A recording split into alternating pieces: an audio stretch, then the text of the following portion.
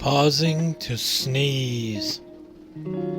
I left the house like a hushed dormouse out into the air. Oh Lord, the tickling is there. The cab driver asked, "Are you getting in?" I told him, "Sorry, just pausing to sneeze."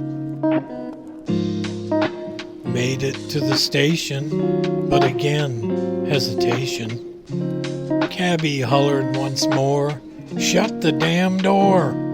I once again stated, "So sorry, but again it's here." He said, "What?" I told him, "Just pausing to sneeze." On the platform, the train stops, and once again, that damn tickle like before, I stopped at the door. The guy behind me swore, and I did retort, "Please, I'm just pausing to sneeze, you big fat lout." I awoke flat on the floor, feeling much like before. My cheek swollen a bit, I sniffled and just sneezed. Left the train, feeling better being at work again. The doorman opens the door, but suddenly stopped. I tried to brake, but my feet wouldn't respond, and my face slammed full on into the heavy glass. "What the heck, you flippin' idiot?" I replied.